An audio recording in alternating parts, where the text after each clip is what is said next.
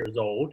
And the founder just kind of started out, if I could just help a couple hundred kids, that would be great. And had really just dedicated his life to helping the kids who were overlooked, forgotten about, who otherwise would not be able to do anything with their life. In foreign countries, it's a little bit different than kind of what we've grown to understand about government.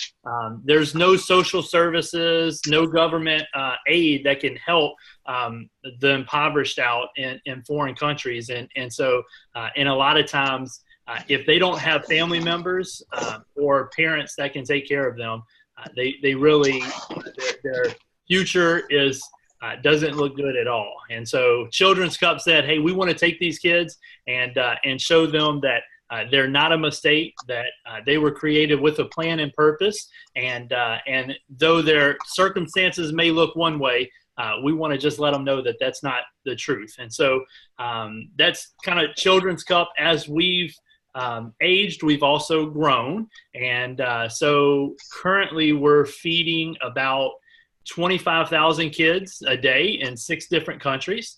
And it's definitely grown way beyond what our founder's vision was, but definitely stayed true to what it is that, hey, we want to help the least of God's children be able to really understand their plan and purpose, that again, they're not, no matter what they've heard, they're not a mistake. And so my role with Children's Cup is I am stateside. Though the work that we do is in foreign countries, I'm stateside, and I help people just like yourself hear about the work we're doing and then know how they can get involved and plugged in directly with the work that we're doing.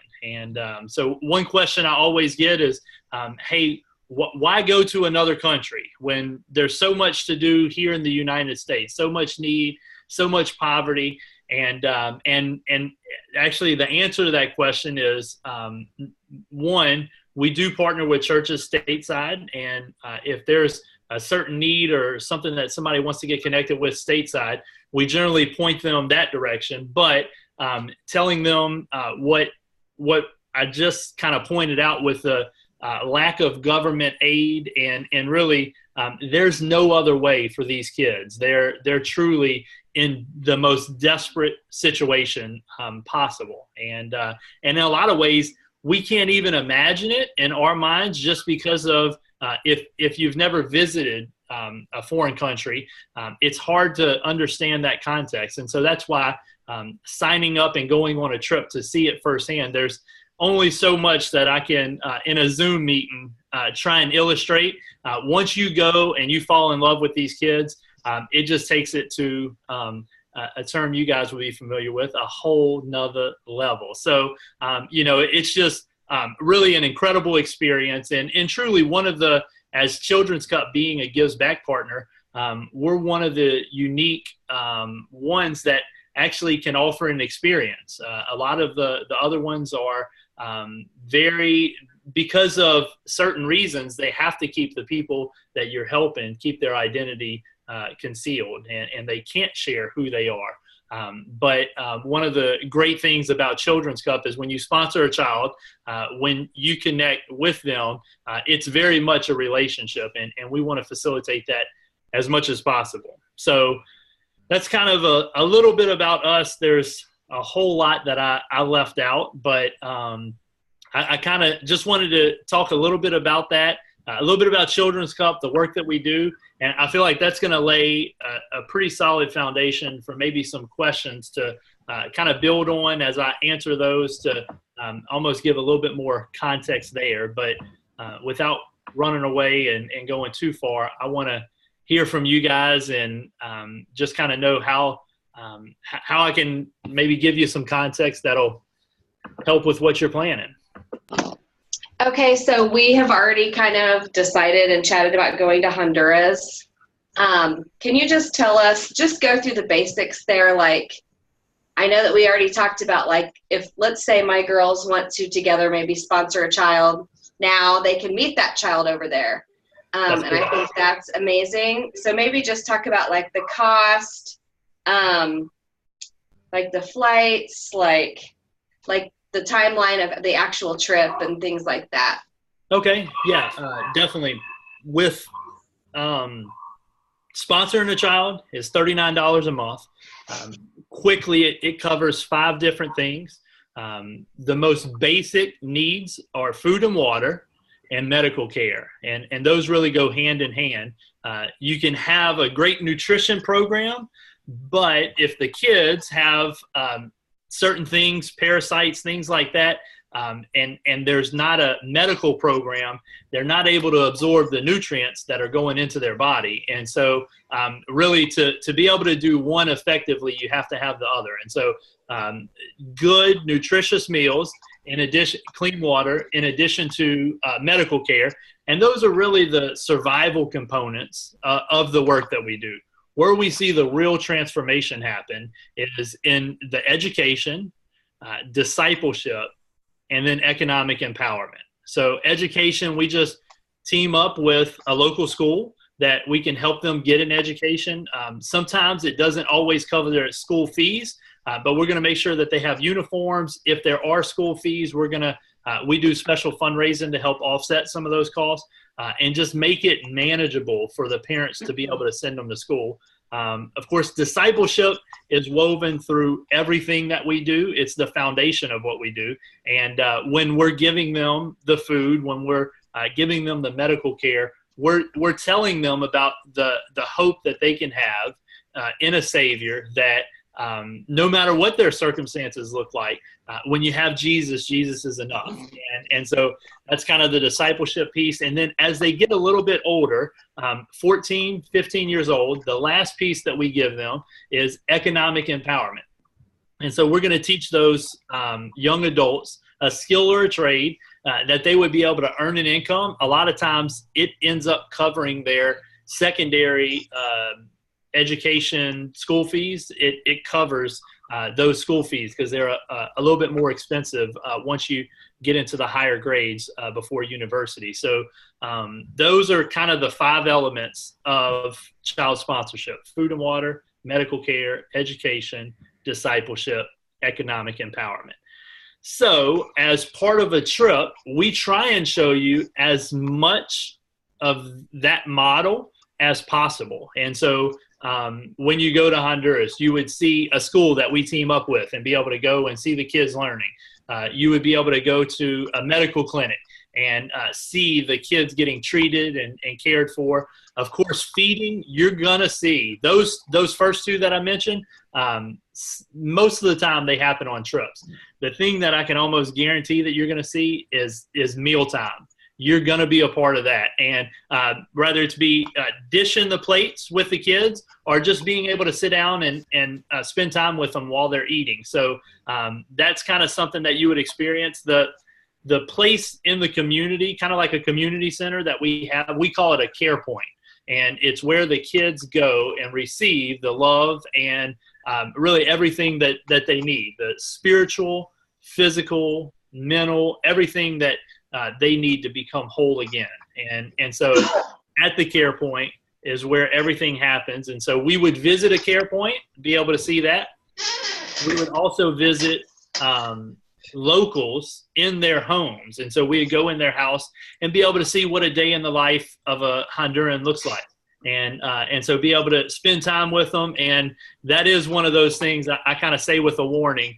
You're guaranteed to fall in love with these guys. And if they have kids, you want to figure out how you can put them in your suitcase, because you're going to fall in love with them. So being able to do that, the flight is a lot easier, especially compared to, we do work in Africa, and travel time, as well as just the jet lag. They're 7 hours ahead of us in Africa. So when we land, there's quite a thing that you have to get accustomed to. But in Honduras, they're on Central Standard Time.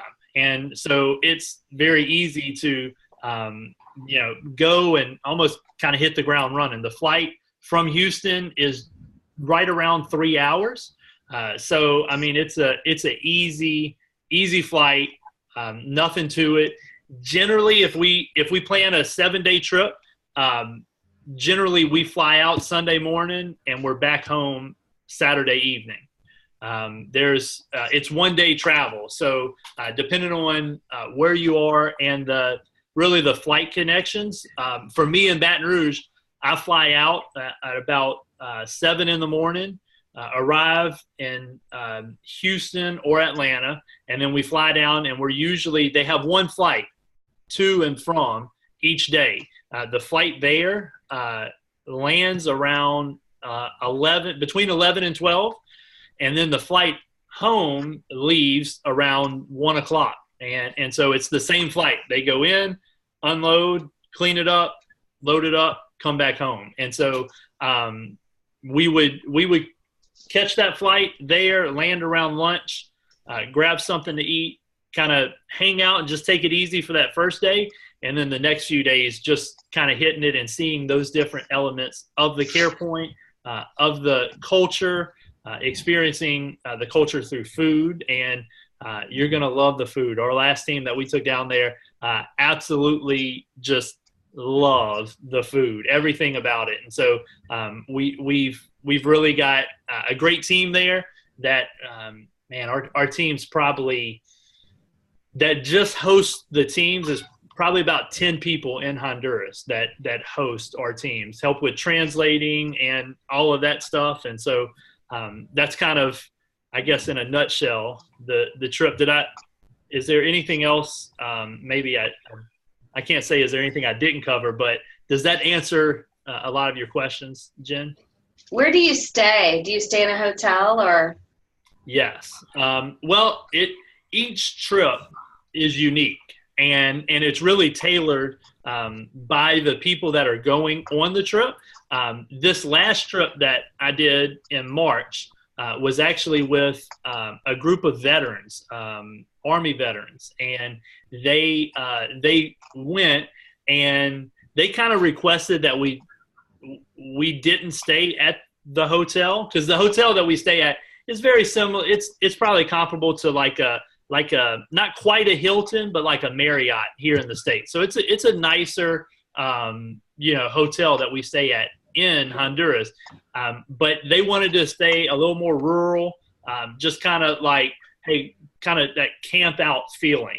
And so we stayed in a place that didn't have hot water, and it didn't have AC, and it had a ceiling fan, and that was it. And so we kind of have a bunch of different experiences that we can do. Of course, that is probably pretty cheap as far as how much you pay per night versus the other one. But really, the other one, if I think a double room, the Marriott type place, a double room is I think like $70 a night. So it's really not.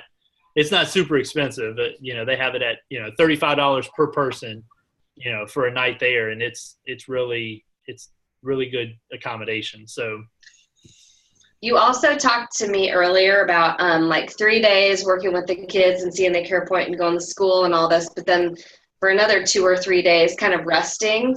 And you said that's kind of a mandatory thing that you do afterwards, and we had talked about going to Roatan after that. So can you kind of tell why after we just see these people like that have nothing, why would we need to go and relax somewhere or go to a beach and chill? Or yes, great question. And one of the things that Children's Cup we do, I think this year we're slated for a little over 50 trips, international trips that we're going to host. And so we've done a few trips before. And what we find that works best, especially guys that have never been to the mission field, it can actually be damaging to go to run all week long, seeing the kids, fall in love with them, and really just pour your heart out, and then fly back home. And it's almost this huge culture shock that you're almost running on adrenaline when you get there. And so you don't stop and think about how different it is. But on your flight home, you're like, wow, what did I just experience? And what we found is it can actually be damaging as somebody comes back home, has a hard time making that transition back home, and then feels guilty about everything that they do. And they're like, oh my goodness, I can't believe I'm living this way. And so what we found is we almost always plan a day at the end of the trip to be able to debrief and just process the life that you just experienced over the last 3 or 4 days, and asking open-ended questions like, hey, tell me about this moment. What were you thinking? How'd that make you feel? Hey, when you go back home, how are you going to live differently? You know, what's going to be different, you know?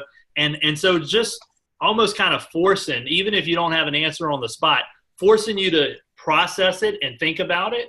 And then even talk about practical things once we get back, how we can be involved. And so when I heard that there was a possibility of bringing some girls as kind of maybe a senior trip type deal, but also being able to have a mission trip built into it, I said, man, we could split the trip down the middle, spend 3 full days at the care points, loving on the kids, really making a difference in the kids' lives. But then also Roatan is a little small island off the northern coast of Honduras, and it has some of the most incredible beaches that you've ever seen. And I mean, puts Florida to shame. I mean, they are beautiful. And so it's a cruise destination, and so it's a big tourist spot. But kind of the coral reef runs all kind of along that Gulf Coast, the southwest Gulf of Mexico. It's actually the second largest in the whole world. The Australian one is number 1, and it's beautiful. I've been snorkeling there, and I tell you, it's definitely an incredible time. And so to be able to go experience the care point, give back, love on some kids, and then go and spend 2 or 3 days and really celebrate the accomplishment of, man, high school down, great, awesome, yes, great thing, but also using that time to kind of process what you've experienced, and again, how to come back with that different worldview and looking at things in a different way. And really, my son got to go for the first time last year, and for him to be able to see the things, just the way that people live, that's not it's not abnormal, or even they don't even think twice about it. And he came back home, and there were so many, even just the small things, like just being able to get up and go to the fridge and choose what it is you want to eat. Not that, hey, do I have anything in there? But no, I have choices. And so, like, even small things like that, like I said, I'm even guilty of myself for taking for granted, but it's just a healthy perspective that you walk away with. And so that's definitely, I would recommend that, and say, man, anybody that does that trip is going to come back with some pretty incredible stories, and some great pictures to show your friends and put on Instagram, Snapchat, make everybody jealous. What is the youngest child that you would suggest going? Because I have another friend, she's going to be listening to this later, that wanted to bring one of her kids, and I wasn't sure on that. Like, great question. Normally we say the age is 12 and older. I've actually had some parents that I've sat down and talked with, and there are some 10-year-olds that are mature enough to handle an experience like that. The biggest thing is, would the child be able to understand what it is that they're seeing? And some of them, I believe, at a younger age. I did youth ministry for many years, and kind of the way that I compare it is, there were a lot of teenagers that were 14, 15, 16 years old that I would give my stamp of approval and say, this young lady or this young man is ready to get in a relationship. They're spiritually mature. They're just well-rounded. There's not a emotional dependency that they would have. But there are 19, 20, and 21-year-olds that I say, hey, they're still not ready for a relationship. And in the same way, the trips are the same way. Emotionally, and how much can the child comprehend is really the biggest question. And so we can make exceptions, and I've taken kids that are younger, even younger than 10 years old, because it was a special case where a young lady was a missionary, and her kid was brought up on the mission field. And so she said, hey, she knows this world, she's familiar with it. And so 12 is not a hard number, but that's usually where we start the conversation. And so if somebody says, well, I have, 11, 10-year-old, then we talk about it. And because the biggest thing is, it's quite a financial commitment to bring in. So it'd be the equivalent of bringing maybe a 2 or 3-year-old to Disney. Yeah, it's great to have them there and just show them everything, but they don't know how magical it is. And so Right. a child that is that young may not understand and fully comprehend what it is that they're seeing. And so it may not have the same impact as an 11, 12, 13-year-old that is able to go and experience it. That's a good way to explain it. What about the cost, like the total cost? I know we talked about that, and then the deposit. Yeah, so generally the deposit that we set up is $200, and that is a non-refundable deposit that we put on the flights to hold that spot. Hey, we have somebody that is going to be on this spot here, and so we hold that, and the airlines like to have that deposit. And so if we back out in the future, there's not a way to get that money back. However, if maybe somebody says, I just got my income tax, I'm going to put $1,000 down and then just pay the rest a little bit each month. And then they realize, hey, I can't do that. The only thing that they lose is that initial $200 deposit. $800 can be rolled over to a future trip if they find that they can't go on that. And so that's the only money that I guess you would necessarily lose. But generally a trip to Honduras, depending on kind of accommodations, where you stay. If we go up to Roatan, a trip that we stayed and almost kind of roughed it a little bit in the capital city, we could do as little as maybe $1,800. But adding Roatan and being able to do that, definitely something that I'd recommend that we did on this trip. We'd probably be looking at maybe $2,200 to $2,400 is probably what I'm thinking it would cost ballpark. Of course, once we have the numbers, and I even mentioned that here at the nicer place that we're staying in the capital city, they're allowing us to do a group rate, and we can have up to 4 people that stay in one room. And so if we have a family of 4 that's able to go, then we can actually, we actually have one going in October, and I think they were able to save by staying in one room somewhere around $400 or $500, a little bit over $100 per person that they were able to shave off of the trip. And so that's another thing that as we get in there, we can kind of move stuff around like that and get a hard number. So don't hold me to those quotes, but generally ballpark, that's what we're talking about. Our goal is we try and keep it under 2,000, and that is turnkey, everything included. Round trip airfare from your home airport, there, back, all lodging, all meals, transportation, fuel, snacks, tips, gratuity, all that. The only thing that you would purchase yourself is a souvenir that you would like to maybe bring home for family. So everything is included in that. That's awesome. And just so everybody who's going to maybe listen to this later, because I know I'm going to send it to later, the capital that we fly into is Tegucigalpa, right? Do I have it right? Yes, okay. Man. You're sounding like a local. I've got it going on. And then, so you told me that they would have more likelihood of seeing their child if they were sponsored, if they go to the children'scup.org website, right? That's correct. And found a child in Los Pinos or Nueva Suyapa or Suyapa. Suyapa? Nueva Suyapa or Los Pinos. Those would be the 2 care points you want to choose. But man, phenomenal job, man. You're doing great. I might have you translating for us on the trip. Oh yeah, I can say taco. Will that work? So anyway, I think you covered a lot, pretty much everything that we talked about. But what about, does anybody, my girls or my husband or any of you, Andrea or Natalie, does anybody have any questions while we got Ryan, who's the expert. Are you going to be going with us, Ryan?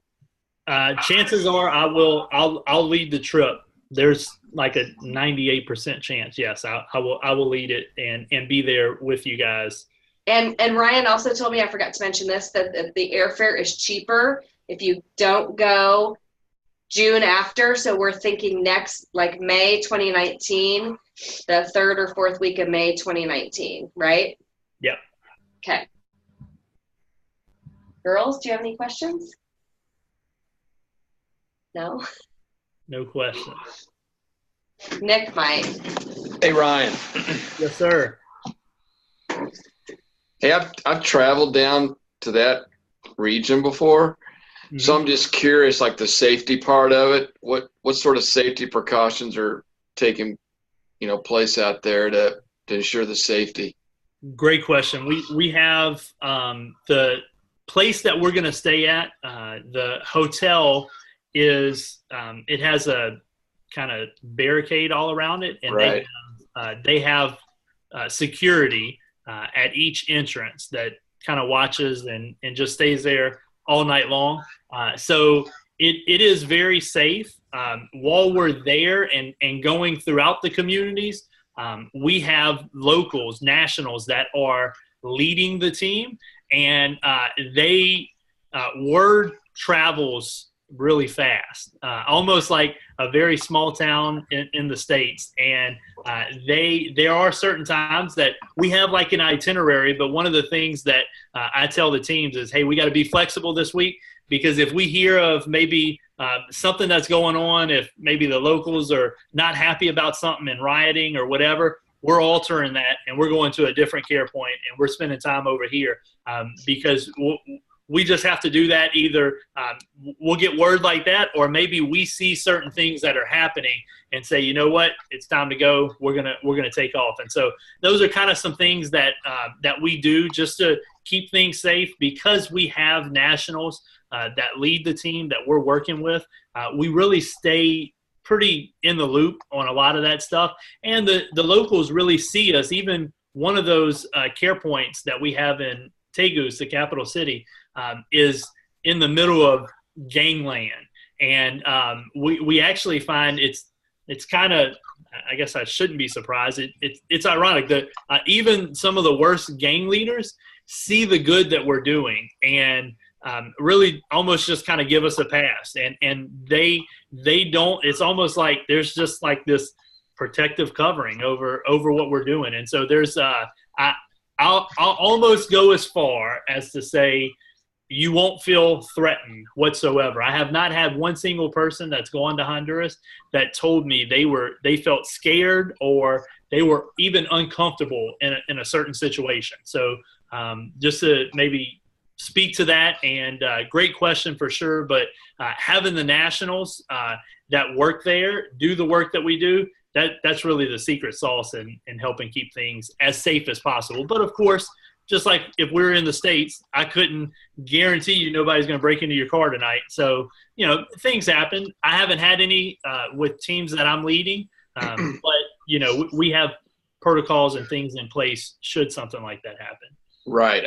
I probably won't be traveling, but, it'd be my wife and a couple of the kids. So I just experience just a little bit of the culture down there, and it'll be a shocker for them when they see it for real. But right. I was just curious because when I traveled, we had the security detail that escorted us from where we were at the airport to like what you're talking about, the compound.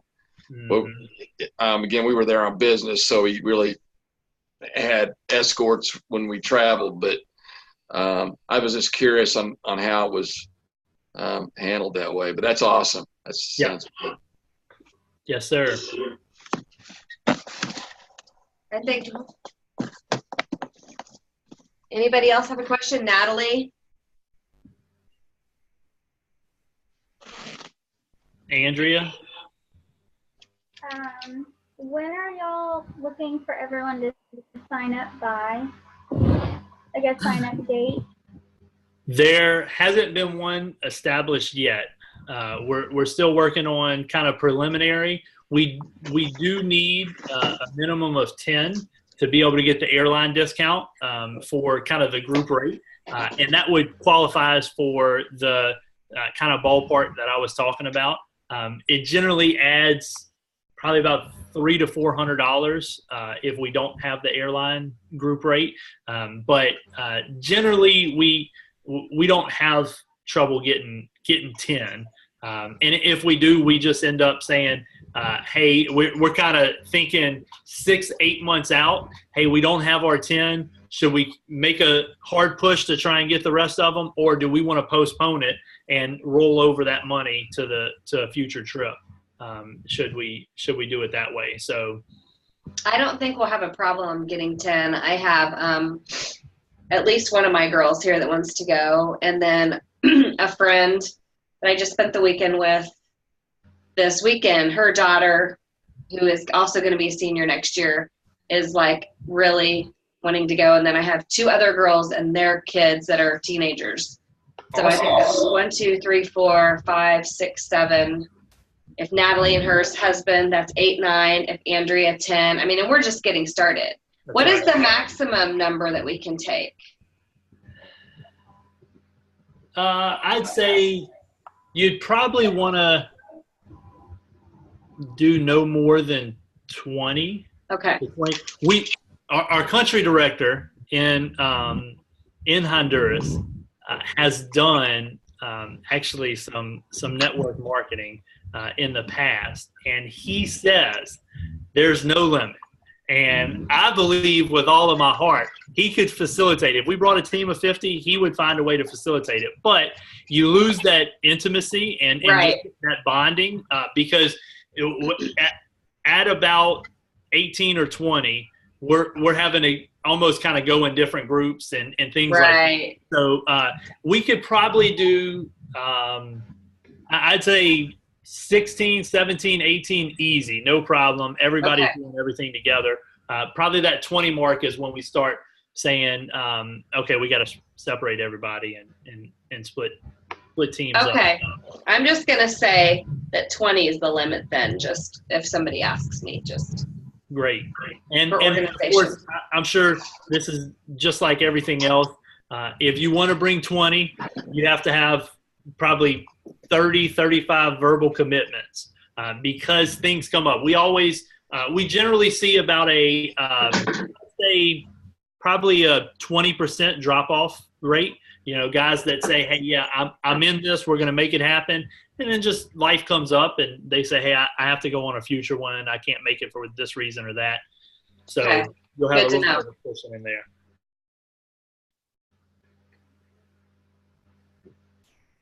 Anybody else have anything? Natalie?